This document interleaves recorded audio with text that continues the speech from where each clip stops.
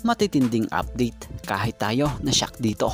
Mikey Williams to Ginebra for Stanley Pringle and Cindy Onwubere at Troy Rosario to SMB. Yan nga ang ating mga tatalakayin.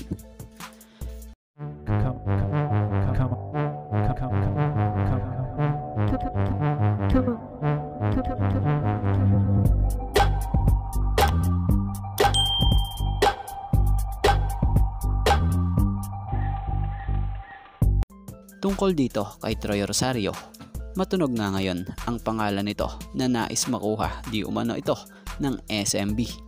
Batay rito sa inilabas na update ni Basketball Zone, base sa ilang pagkakaintindi natin, may lumabas sa isa na namang source matapos ang nangyaring 3-team trade kung saan nakuha ng SMB si Trolliano galing NLEX. Ay usap-usapan naman ngayon na nakikipagnegosasyon di umano ang SMB sa Blackwater for Troy Rosario na sinasabing target ng SMB.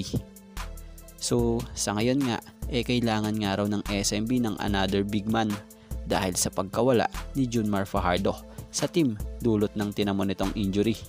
So yung tulad nga raw po ni Troy Rosario ang nakikitang pupunan sa nawala sa SMB. So kung titingnan natin si Troy Rosario ay kasalukuyang healthy at naglalaro ito sa Blackwater Bossing.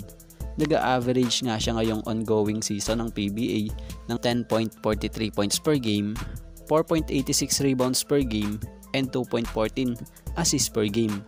Kaya naman sana kung tuluyang makuha ng SMB si Troy ay isa naman sanang fair trade player ang makapalit nito.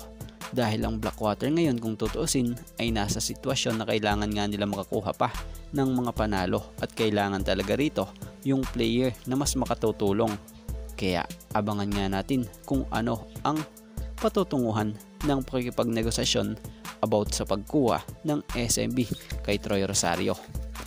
So bago tayo magpatuloy, baka naman po pwede makipindot kahit isang like lang at subscribe kung hindi po makakabigat para sa inyo. Maraming salamat po. Patungkol naman tayo rito sa isang matinding pinag-uusapan ngayon. Ayon nga sa nabasa nating post ni Basketball Update Trade and Rumor, credit po. Trade rumor after Robert Bolick trade to MVP team, Mikey Williams writes to Ginebra for Pringle and Onwubere. Source, Ball Don't Lie PH. So titingnan natin may posibilidad kung para sa opinion natin. Dahil una, yung Mikey, yung best friend niya, ay nasa Ginebra. Pangalawa, mas nanaisin na rin siguro nitong si Mikey na mapunta sa Ginebra dahil sa isa ito sa pinakasikat na team dito nga sa liga. Mahusay naman itong si Mikey Williams, kaya lang ang kailangan dito ma-improve talaga ay yung attitude nitong to the moon. At kung sakali naman ito mapasama sa Ginebra, for sure gaya ni Maverick, magiging mahusay rin itong playmaker. Kasi si Williams talaga namang tira lang ng tira ito So sa Ginebra hindi pa pwede rito yung buayahan dahil ika nga ni Coach Tim, ang team ng Ginebra ay talaga namang may play. So kung yung Pringle naman, kung sakaling mapunta sa TNT, baka pumayag ang TNT rito dahil itong si Stanley, hindi naman ito tumitingin sa bayad at maaari pang maging tandem sila ni Jason Castro. Mahusay ito at ibang-iba na talaga kung maglaro ngayon.